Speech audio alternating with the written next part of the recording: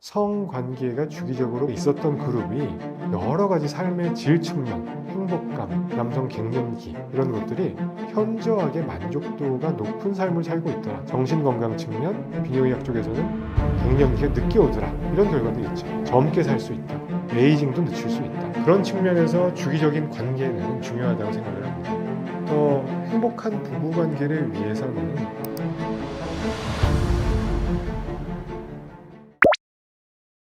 섹스리스에 대한 통계나 연구 조사들도 꽤 있습니다. 이거는 여러 가지 사회적 문제를 야기할 수 있고 어떤 결혼 출산율랑도 밀접할 것 같은데요. 섹스리스라고 하면은 우리가 그냥 일반적인 개념으로는 1년 동안 성관계가 전혀 없었던 부부, 커플 또는 일각에서는 1개월 동안 관계가 없었던 커플로 정의를 하기도 합니다. 어찌됐건 관계가 거의 없거나 있더라도 드문드문 있는 커플을 얘기한다고 보시면 됩니다. 우리나라 이제 실태 조사한 걸 보면은 대한성학회 연구 보고에서는 결혼한 지 한 5년 이상 된 부부 중에 30에서 40%가 섹스리스다라는 조사도 있고요. 비뇨의학과 실태 조사에서는 한 34%의 전체 부부가 빈도가 월 1회 미만이다. 15%에서는 전혀 없다. 이런 연구도 있고 보건사회연구원 조사에서도 40대 이상 부부에서 3분의 1 이상은 1년 동안 관계가 없었다라는 것들이 있습니다. 그 원인으로 지목되는 것들은 제일 흔한 거는 육아. 우리나라에서 아이 키우기가 쉽지 않다 이런 얘기들 많이들 나오잖아요. 그래서 출산율도 떨어지고 육아로 인한 어떤 시간, 스트레스 또 이게 계속 지속되다 보면은 애 키우다 보면은 시간, 공간의 제약 때문에 관계가 좀 멀어지잖아요. 그러다 보면 거기에 익숙해지는 거죠. 그럼 관계가 뜨문뜨문해질 수도 있고, 건강 문제, 부부 갈등, 그리고 흔한 거는, 앞서 말씀드렸던 성기능 장애, 주로 남성 쪽 요인이 될 텐데, 여성에서는 흥분을 좀 못 느끼는 어떤 성감의 문제가 올 수 있지만, 남자에서는 일단 기본적으로 발기력 저하, 또 발기력 저하를 유발하는 것들은 사회심리적인 요인이 제일 크고, 과로, 스트레스, 수면 부족, 흡연, 술, 이런 것 때문에 이래저래 섹스리스 부부 빈도는 체감할 수 있을 정도로 급증하고 있는 것 같습니다. 나만의 문제가 아니고 아주 흔한 얘기가 될 것 같고, 그래서 이건 통계와는 별도로 저도 한 14년째 병원에서 환자분들을 보면은 요즘 들어서 부부가 같이 상담 오시는 경우가 상당히 많아지고 있고, 젊은 사람들 부부의 빈도도 매우 높아집니다. 그 중에서 남자의 발기부전을 여성분, 배우자분께서 지목을 하고 우리 남편이 성욕이 없는 것 같다. 발기가 이렇게 안 되는 게 말이 되냐. 이거를 직접 토로하시는 분들도 상당히 많습니다. 특히 남자의 발기력이 문제가 되는 경우에는 이렇게 뭔가 터놓고 얘기를 하거나 솔루션을 찾으셔야 돼요. 근데 많은 경우에 쉬쉬하거나 부끄러움 이런 것 때문에 점점 관계를 피하게 되고 병원도 안 오게 되면은 이게 점점 이제 섹스리스가 되는 거는 고착화됩니다. 그러다가 이제 50대, 60대 맞이하면 더 떨어질 수밖에 없겠죠. 그래서 이거는 어느 시점에서라도 해결책을 찾으시는 것을 추천을 드립니다. 성관계를 안 했을 때 생기는 문제들은 보통 두 가지로 보실 수가 있을 것 같아요. 예전에 하버드 대학 같은 데서 나온 연구에 따르면은 전립선 건강에 영향을 줄 수 있다. 성관계가 많이 있었던 그룹과 섹스리스 그룹에서 전립선 암의 유병률이 관계를 주기적으로 해줬던 그룹에서 현저히 낮았다라고 하는 연구가 있었고, 그런 암 외에도 일단 전립선염 같은 것의 유병률이 달라집니다. 왜냐하면은 우리가 정액을 가끔씩 빼줘야 되는 거예요. 물론 이거는 섹스가 아니어도 주기적인 배출이면 되긴 합니다. 사정만 해주면 되는 거니까. 사정이 별로 없었을 경우에는 정액이나 전립선액이 계속 고여 있습니다. 고인물이 염증 썩을 수 있듯이 정액이 생성되는 조성이 정낭하고 전립선 쪽에서 두 군데서 거의 한 90% 이상이 생성이 되거든요. 그쪽에 이제 농축이 돼 있다가 응집이 돼 있다가 염증이 생기면 만성 전립선염이나 정낭염 같은 게 올 수 있죠. 전립선염이 생기면 만성 통증이나 배뇨장애 같은 거를 유발할 수 있죠. 그런 물리적으로 기질적인 어떤 질병을 유발할 수 있다는 게 첫 번째고요. 두 번째는 더 많은 부분에서는 성관계가 주기적으로 부부관계가 있었던 그룹이 여러 가지 삶의 질 측면, 행복감, 남성 갱년기 이런 것들이 현저하게 만족도가 높은 삶을 살고 있더라.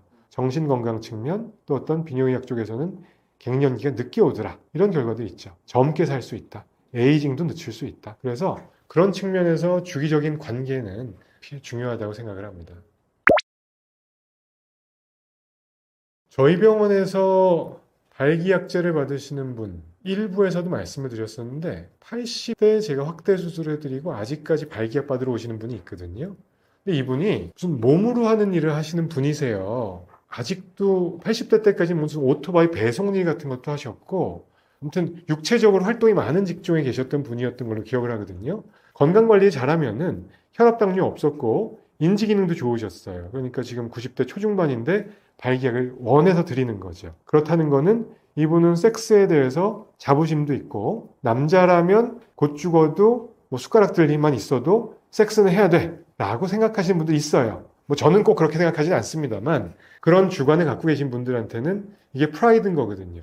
80대건 90대건 하실 수 있는 분들은 하고요. 반면에 섹스리스인 사람들은 40대부터 그냥 안 하고 사는 사람들도 있어요. 그거는 물론 개인의 취향의 문제일 수 있지만 이게 장기적으로 보면은 정신건강 또는 육체 건강에 길게 보면 차이를 만들 수가 있다는 얘기죠. 갱년기 관련한 거는 아주 좋은 이슈이고 비뇨의학과에서도 중요하게 다루는 파트입니다. 남자의 갱년기와 여성의 갱년기가 다릅니다. 여성의 갱년기라는 거는 menstruation이 있으면 생리가 있으면 쭉 유지가 되다가 폐경을 기점으로 뚝 떨어지는 어떤 특성을 지니기 때문에 드라마틱한 변화를 겪으시게 되죠. 여성분들께서는. 그래서 자각 증상이 세요. 그래서 우울감이건 뭐 골밀도의 변화건 여성으로서의 어떤 매력이 떨어진다든지 갑작스런 노화가 진행되는 느낌을 받으실 수가 있거든요. 자각 증상으로. 반면에 남자의 경우에는 19살, 20살 때 피크였다가 테스토스테론이라고 하는 그 남성 호르몬은 서서히 내려갑니다. 한 30대부터는 1년에 한 1, 2%, 많게는 3에서 5% 보고되는데요. 계속 내리막이에요. 이와 함께 발기력도 내리막이고요. 근데 뜨문뜨문 이렇게 서서히 인지하지 못할 정도로 내려가니까 사람들이 잘 모르는 거죠. 그냥 나이가 들어가나 보다. 또는 내가 피곤해서 그랬나 보다. 어제 술을 많이 먹어서 발기가 안 되나 보다. 그냥 이제 뭐 좀 운동 능력이 떨어지나 보다. 이러다가 피검사 같은 걸 검진해서 해보면은 현저하게 내려가 있는 분들이 있어요. 그래서 그 증상을 캐치하는 타이밍이 늦어질 수 있고 치료가 늦어질 수 있다라고 하는 게 한 가지 이슈입니다. 남성 갱년기가 오면 그럼 무슨 증상이 생기느냐? 보통 우리가 설문지를 통해서 보거든요. 보통 그 아담 설문지라는 게 제일 많이 통용이 되는데 일단 성기능 성욕 관련된 겁니다. 성욕 감퇴가 있거나 발기력이 예전 같지 않다. 이게 두 가지 가장 중요한 질문거리이고 그 다음에는 뭐 예전보다 근력이 떨어진 것 같다, 기억력 감퇴가 있다, 감정 기복이 있다, 짜증이 난다, 우울할 때가 있다, 골밀도가 떨어져서 힘을 많이 못 쓰게 된다, 지방으로 대체가 되는 것 같다, 뭐 수면 장애가 있다, 기타 등등. 그래서 이런 것들 증상이 있는지를 한 가지 봐야 되는 거고요. 근데 지금 말씀드린 증상들은 어떻게 보면은 꼭 갱년기가 아니어도 그냥 뭔가 우울감 호소하시는 분들, 만성 우울감 하고 증상이 비슷할 수도 있잖아요. 뭐 기운이 없고 섹스가 별로 안 땡기고 피곤해도 올 수 있는 거고요. 그래서 증상 여부를 따지는 게 첫 번째고 두 번째는 피검사를 해서 대개 오전 중에 남성 호르몬 수치를 체크를 합니다. 그러면은 테스토스테론이라고 하는 남성 호르몬은 아까 나이대별로 서서히 떨어진다고 했잖아요. 그러면은 대략적인 평균값이 알려져 있어요. 20대 남자의 평균치, 30대, 40대, 50대, 60대, 70대 노멀 레인지가 있어요. 서서히 떨어지는 곡선이겠죠. 이걸 토대로 해서 평균치보다 비슷하거나 뭐 그 어떤 오차 범위 안에 있거나 높으면은 굳이 남성 갱년기라고 진단을 하지 않습니다.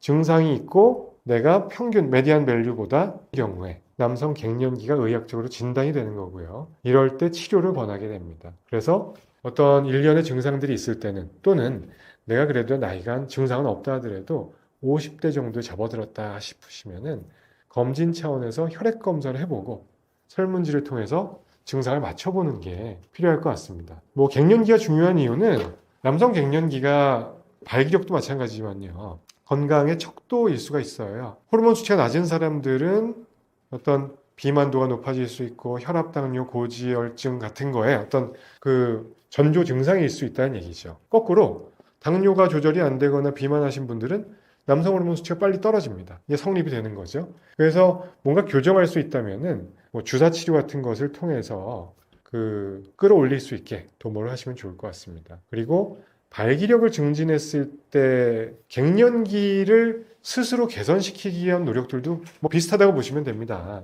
규칙적인 생활 습관을 기르는 것.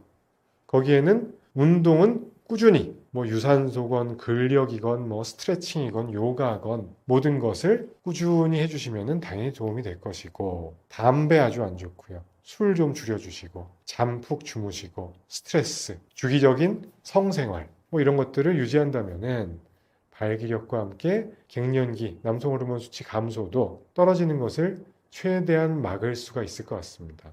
이거는 병원에서 하는 치료로는 남성 호르몬 갱년기가 이제 진단이 되면은 주기적으로 주사를 드립니다. 뭐 3개월마다 맞는 네비도라고 하는 주사도 있고 2, 3주마다 맞는 뭐 예나스테론이라고 하는 주사도 있고 그 외에 뭐 먹는 약이나 이런 것들은 그 부작용 때문에 요즘은 다 사장돼서 치료 형태로 사용을 하지는 않고 있습니다. 그리고 건강보조제 같은 거 영양제 물어보시는 분들 많은데 남성 갱년기 증진에 도움이 된다고 어떤 허가를 받은 건강기능식품, 건기식 제형들이 있습니다. 뭐 비수리 추출물, 야관문이라고 알려져 있는 것들을 일정 용량 이상으로 사용하시는 게 중요하고요.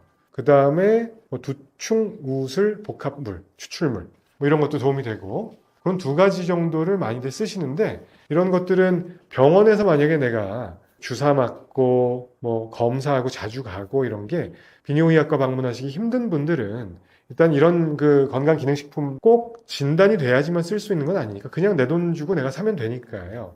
써보시는 것도 나쁘지 않을 것 같지만 뭐 효과가 좀 미진하거나 하면은 꼭 비뇨의학과에 방문하셔서 검사를 해보시는 게 좋을 것 같습니다. 그리고 이 내용은 뭐 제가 닥터곰의 비뇨의학이라는 제 채널에서도 갱년기 관련한 시리즈물로 연재를 해놓은 게 있으니까 참조해 주시면은 더 자세한 정보 얻으실 수 있을 것 같아요. 행복한 부부관계를 위해서 추천하는 수술 없습니다. 관점을 어디다 주냐에 따라서 다르겠지만 어떤 분들은 그 확대 수술 파트에서도 말씀드렸는데 내가 성기가 좀 비교적 왜소하기 때문에 굵기가 좀 키워줘야 내 배우자한테 만족감을 더 채워줄 수 있다 이렇게 생각하시는 분도 있고 또 반면에 어떤 여성분들께서는 출산 이후에 음부의 탄력성을 잃어서 쫀쫀해지지 못했기 때문에 내가 만족을 더 못 느끼거나 남편한테 만족감을 덜 주지 않을까 해서 뭐 어떤 성형수술 하시는 분도 있잖아요. 근데 저는 대개의 경우에는 해당하지 않는다고 생각합니다. 일정 수준 이상의 발기력이 되면은 발기력하고 성기 크기는 다른 거잖아요. 음경의 길이도 한 발기시 5cm 이상만 되면은 여성분들께 어떤 쾌감을 줄 수 있는 성감대가 그 질 하부 쪽에 주로 모여 있기 때문에 감정, 쾌감을 전달하는데 문제가 없을 거라고 생각이 되고 굵기 또한 마찬가지입니다. 그래서 만약에 더 행복한 부부관계를 위해서는 두 분의 교감, 서로 오르가즘을 느끼게 하는 극치감을 어떻게 하면 좀 올릴 수 있을까? 어떤 병원의 도움도 물론 도움이 될 수는 있겠죠. 발기약제를 드릴 수도 있고 뭐 할 수도 있는데 물론 성형수술 하시는 거야 남성 확대 수술이건 성형수술이건 다 본인의 자유지만 너무 여기다가 큰 기대를 하면 오히려 후회하세요. 초심으로 돌아가서 남자들이 확대 수술하는 거는 내 만족이었을 때 내가 사우나 가서 더 자신감이 있었어. 또는 내가 그냥 난 큰 게 좋아. 원초적인 어떤 자기 만족은 좋겠지만 상대의 만족감을 이끌어내기 위해 수술하는 거는 저는 조금 비추를 하고요. 그보다는 교감, 서로 느낌이 통하는지 그래야 발기도 충만해질 수 있고 두 분이서 계속 아이디어를 개발을 해야 돼요. 우리가 예전 같지 않다 그러면은 뭔가 조금 더 우리 옛날 기분을 살리기 위한 뭐 없을까? 라든지 분위기, 뭐 전희, 테크닉, 훈련, 발기력을 유지시키기 위한 어떤 뭐 약물 치료는 물론 있겠지만 훈련, 자위할 때 내가 좀 더 노력을 해본다. 조루증 극복을 위한 어떤 뭐 테크닉을 개발해 본다. 이런 것들이 항상 좀 수반이 돼야 되지 않을까 싶습니다. 중년 부부나 오래 사귄 커플들이 서로에 대한 호기심과 섹스에 흥미를 잃는 이유는 반복적인 데이트, 근데 섹스 패턴은 또 되게 비슷하고 그럼 흥미가 감소되기 때문이죠. 관계 쪽에 느끼는 설렘이라든지 막 도파민 뿜뿜 이런 게 실은 시간이 지날수록 계속 막 심장이 두근거리고 터질 것 같고 이러지 않아요. 그럼 죽어요. 그렇지 않고 이거는 그냥 관계 초기나 좀 그럴 뿐이고 시간이 지남에 따라서 이건 친숙함과 익숙함으로 대체가 되는 거죠. 그로 인해서 이제 상대에 대한 뭐 흥미라든지 성적 욕구는 당연히 감소가 되는데 이러니까 오래된 커플일수록 이제 섹스 매너리즘에 빠지게 되는 거죠. 연애 초기에는 과학적, 생물학적으로 도파민 분비가 많이 되고 서로에게 흥분과 설렘을 유발하면서 이게 계속 시간이 지날수록 감소하니까 연애 초기에 있었던 도파민은 줄어들지만 이제 우리가 점점 익숙해지면서 관계에 편안함을 주는 옥시토신이라는 게 증가하게 돼요. 감정적 유대는 강화가 되지만 성적 흥분이라든지 호기심에는 옥시토신이라는 자체는 별로 크게 도움이 되는 애는 아니에요. 이래서 인간이 본래에는 새로운 자극에 좀 더 흥분하고 갈망하는, 또 반응하는, 자극에 좀 더 크게 반응하는 경향이 있으니까 같은 파트너랑 반복적인 성경험은 당연히 성적 흥미를 저하시킬 수 있죠. 그래서 요거는 너무 자연스러운 인류라면 누구나 겪는 일이라고 보시면 되겠습니다. 매너리즘을 극복하시면 되죠. 새로운 자극을 통해서 뭐 예를 들어 맨날 안방 침대에서만 했어. 근데 뭐 하루는 뭐 모텔을 가. 뭐 아니면 뭐 하루는 뭐 야외에서 캠핑장에서 해봐. 뭐 이런 식으로 약간 새로운 환경을 조성을 해본다거나 아니면 뭐 이렇게 뭐 되게 로맨틱하게 청혼할 때 하는 거 막 있잖아요. 막 장미 같은 거 깔고 뭐 그런 걸 해본다거나 또 우리가 계속 사귀다 보니까 이 사람이 좋아하는 취향도 알겠잖아요. 슬슬 알면 그거에 좀 맞춰가지고 새로운 환경을 좀 조성해 본다거나 아니면 너는 뭐 할 때 이렇게 흥분이 돼? 이런 얘기를 좀 해봐가지고 나는 있잖아 실은 약간 뭐 발 패티시가 있어 이러면 뭐 발에다가 조금 더 신경 써서 애무를 좀 해본다거나 아니면 뭐 나는 이 메이드 복장이라고 그러죠. 막 나 그런 거 입은 거 보면 그렇게 흥분되더라. 그럼 좀 한번 좀 입어준다거나 뭐 이런 식으로 서로의 성적 판타지를 좀 공유해보고 역할극등 같은 걸 해가지고 새로운 상황도 좀 설정해보고 서로 다른 캐릭터를 연기하다 보면 또 그런 자신의 노력하는 모습에서 서로 다른 자극이 오니까요. 이런 걸 통해서 섹스 매너리즘 극복해보는 걸 또 권해드리기도 해요. 요즘 젊은 분들이 또 많이 하는 거기도 하는데 저희가 권해드리는 방법 중에서도 섹스토이랑도 해봐라. 이게 섹스토이를 통해서 충분히 흥분하는 모습을 보고 파트너가 또 흥분하는 그런 경우도 있어서요. 이런 것들을 통해서 새로운 자극을 한번 시도해보세요를 제일 많이 권해드리죠. 앞에서도 말씀드린 것처럼 자위는 오르가즘을 경험하는 데는 큰 도움이 될 수 있어요. 자위를 통해서 내 몸이 어디에서 흥분을 하고 어떤 자극에서 되게 좋아하는지 어디에 반응하는지만 알아도 실제로는 막 여기 전부 다야가 아니라 그 거기를 알면 거기를 좀 자극을 해서 그게 뭐야 오르가즘이 뭐라는 걸 먼저 알려주기만 해도 그 기분이 되게 좋기도 하지만 그 다음에는 한 번이라도 오르가즘을 경험해 본 사람은 누구랑 있어도 뭐랑 해도 아실 수가 있는 게 되는데 한 번도 안 경험해 보신 분한테 여기를 해가지고 한번 경험해 보자 저기를 이건 좀 어려우니까 자위라는 걸 통해서 내 몸이 어디에서 반응하는 거는 나를 알아가는 과정 같은 거예요. 그래서 자위는 저희가 오르가즘 장애 극복에 되게 효과적인 방법으로 활용을 합니다. 오르가즘 장애가 의심이 된다면 먼저는 이제 뭐 나의 스트레스 상태라든지 피로라든지 건강 상태를 체크해보는 게 일단 기본 중에 기본이고요. 그럼에도 이제 오르가즘이 뭐 예사롭지 않으신 경우에는 뭐 아까 말씀드린 섹스토이 같은 걸 사용해가지고 걔가 계속 강력한 자극이 계속 오게 할 수 있고 흡입이나 이런 걸 통해서 요즘 되게 업그레이드된 섹스토이들이 되게 많거든요. 그래서 그치 뭐 오랄 섹스나 이런 걸 통해서 했던 물론 파트너와의 전이 이런 건 되게 어렵겠지만 어디가 내 핫스팟인지를 체크할 수가 있어서 그런 토이들을 활용해가지고 스팟 찾아내는 것도 권해드립니다. 그리고 무엇보다도 실은 제일 좋은 건 파트너와의 대화를 통해가지고 충분한 전의를 느끼는 게 당연히 제일 좋은 거겠지만 실제로 이런 게 익숙치가 않아서 조금 시작하기 자체가 어렵다라고 하면 산부인과 전문의라든지 아니면 뭐 신경정신과 전문의를 통해가지고 상담을 통해서 조금 영역을 넓히는 걸 권유해드립니다. 근래의 조사에 의하면 20대 대학생들의 한 36%가 섹스토이를 사용해 본 적이 있다라고 대답을 했고 이 섹스토이를 통해서 나는 만족감을 얻었다라고 대답한 경우도 70% 이상으로 보고가 돼서요.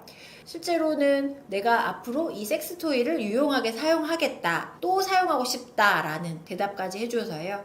조사를 분석해보면 실제로 사용 경험은 3, 4명 중에 1명 정도의 빈도지만 막상 이걸 사용해서 실제로는 오르가즘까지 도달한 경우가 굉장히 많이 보고되고 있고, 그래서 앞으로 나는 여기에 더 관심을 갖고 조금 더 진화된 버전까지 관심이 있다라는 걸 많이 얘기하고 있습니다. 그래서 실제로는 젊은 여성들을 중심으로 섹스토이가 많이 사용되고 있고, 자금의 사회적 인식 변화라든지 자기 결정권에 대한 관심이 높아지는 지금의 현 상태를 볼 때 섹스토이를 사용하는 여성들은 앞으로 더 늘어날 것으로 전망됩니다.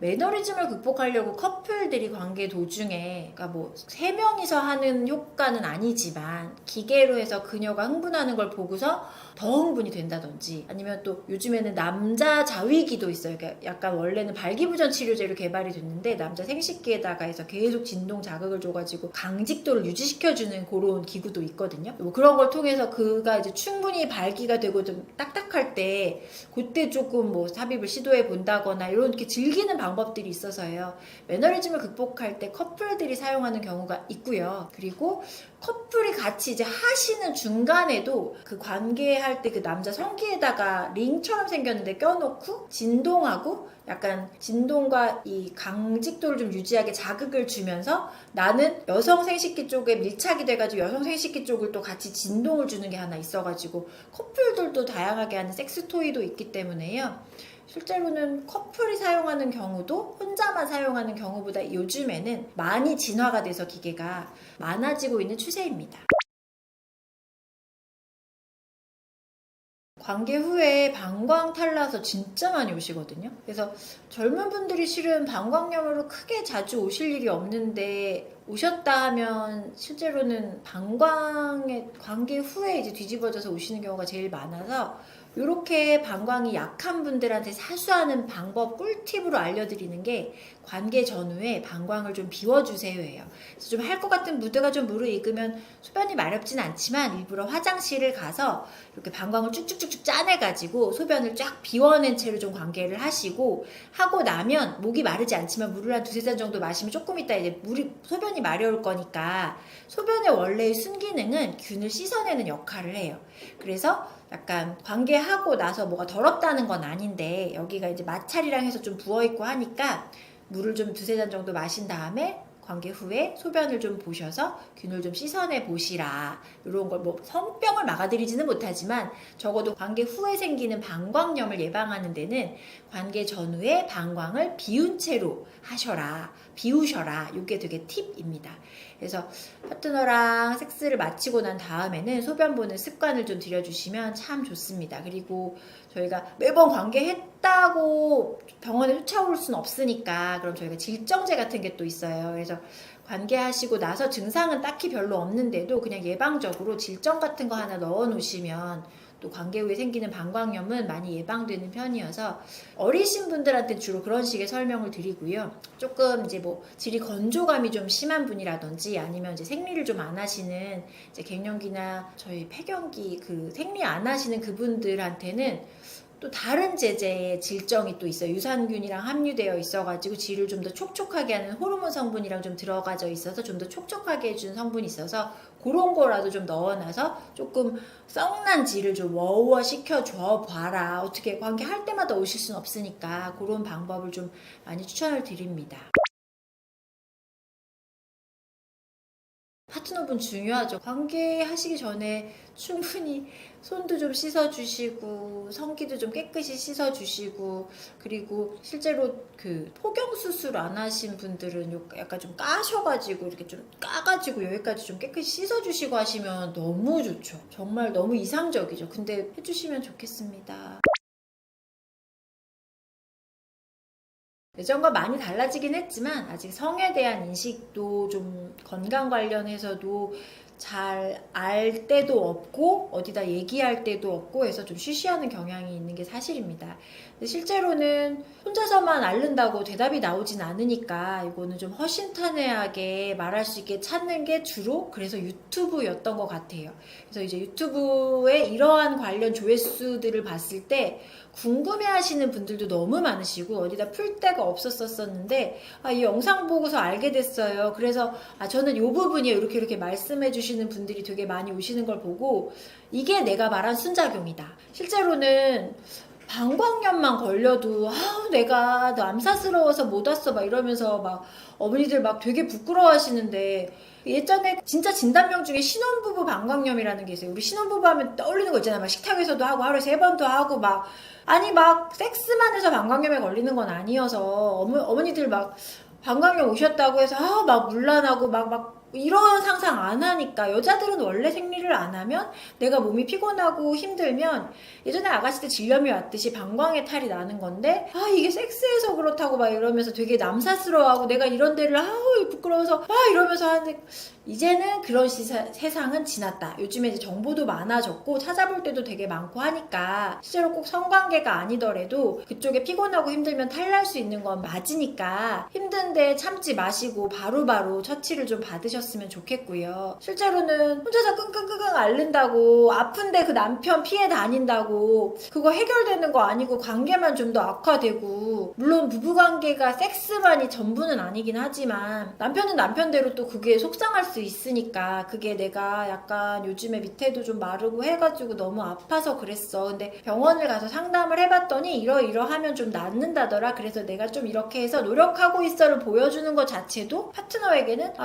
그녀가 나를 싫어서 도망 다니는 게 아니었어. 그녀가 나를 원하지 않는 게 아니었어를 또 알 수 있으니까 어떤 문제 이런 쪽의 문제는 약간 쉬쉬한다고 해결이 되는 게 일단 없고 오히려 문제가 좀 더 골마 터지는 경우가 더 많으니까 약간 허심탄회하게 말씀하실 자신 없으시면 파트너분 모시고 오세요. 제가 붙잡고 말씀드릴게요. 그러면서 뭐가 문제인지를 좀 해결하는 거 그런 게 필요하다고 생각됩니다. 요즘은 특히 우리나라는 병원 문턱이 높아서 병원 가기가 어렵거나 내가 무슨 상황인지 모르고 혼자 막 상상의 나래를 펼치는 것보다는 정확히 뭐고 어떻게 대처하면 되고 이렇게 해결합시다를 하면 좀 더 건강한 성생활을 즐기실 수 있을 뿐더러 그리고 얻을 수 있는 것도 되게 많으니까 병원 어려워하시지 말고 바로바로 조금 도움을 받으실게요 라는 말씀을 드리고 싶습니다. 또 실제로는 제가 지금 중학생 딸을 키우는 입장에서 성교육이랑 이런 게 조금 더 학교에서 가르쳐주는 게 자궁은 어디고 거기가 난소에서 난자에서 뭐 한 달에 한 개씩 배란이 되고 이런 원론적인 얘기 100점 받으면 뭐예요? 어떻게 해야 임신이 되는지 저 정자랑 난자랑 만나는 거 대학생 때 알았다니까요. 어떻게 해야지 그게 생기는 그런 거를 약간 좀 더 현실적으로 알려주는 게 필요하니까 약간 병원 가는 거를 어려워하지 마시고 어쨌든 우리의 현실에서는 그런 정보나 이런 걸 얻기 어려우시니까 병원이라도 가셔서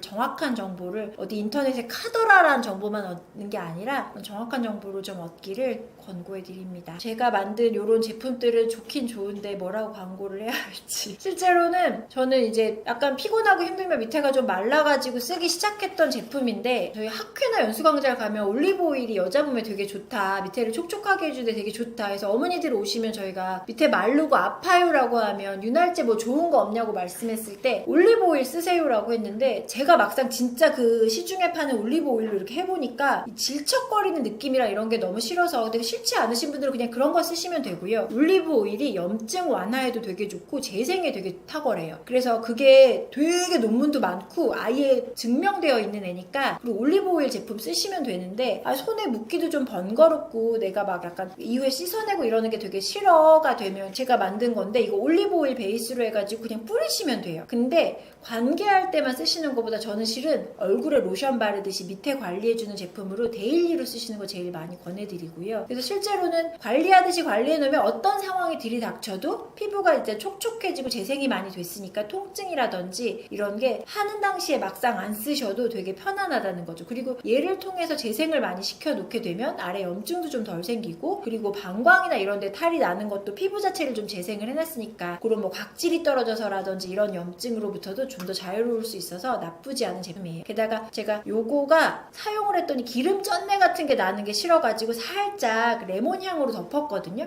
그래서 상쾌한 것도 되게 좋아요. 이 기분 전환에도 되게 좋아서 이 제품은 제가 만들었지만 정말 잘 만들었다 그런 제품이고요. 아래 링크 걸어드릴 한번 사보시고, 요거는 의도하지 않았는데 약간 세정제 진짜 많거든요. 근데 저는 실은 세정제 뭐 물로만 씻어요 이런 얘기 제일 진짜 많이 하시는데, 의외로 물로만 씻으시는 분들보다 막 엄청 비누 칠하시고 막 되게 뻑뻑뻑뻑 씻고 오시는데, 그렇게 씻으면 거기는 원래 촉촉해지라고 털이랑 이렇게 음모가 있는 자리인데, 요즘에 또 브라질리언 왁싱이 유행이어가지고 뽀송 개운하시려고 다 밀고 오시거든요. 그럼 또 거기가 원래는 촉촉해야지 보호할 수 있는 자리인데 털을 다 밀어버리니까, 그런데 또 열심히 클렌저로 씻으시면 너무 수분이 날아가서 여기 피부에 트러블이 너무 생겨서 오세요. 그래서 수분감은 유지하면서 본인들이 원하는 세정은 할 수 있는 방법으로 올리브 오일 베이스로 해가지고 세정이 되니까, 오일이니까 당연히 약간 그 미끄덩거리는 거 생각하시면 돼요. 올리브 오일인데 세정이 돼? 근데 세정은 되면서, 근데 여기다가 이제 쑥 추출물이랑 이렇게 해서 항균이 되면서 촉촉함을 유지해주니까, 특히 요즘에 이제 왁싱 많이 하셔서 털 다 싹싹 밀어버린 채로 막 뻑뻑 닦으시면 더 건조해지면서 피부 트러블 막 되게 많이 올라오거든요. 모낭염이나 이런 거. 근데 그거에 도움이 된다는 거죠. 피부는 촉촉하게 해주면서 세정력은 확보한 쑥 추출물과 올리브 오일의 조합. 이게 향도 없으면서 되게 거품력도 많고 해서요.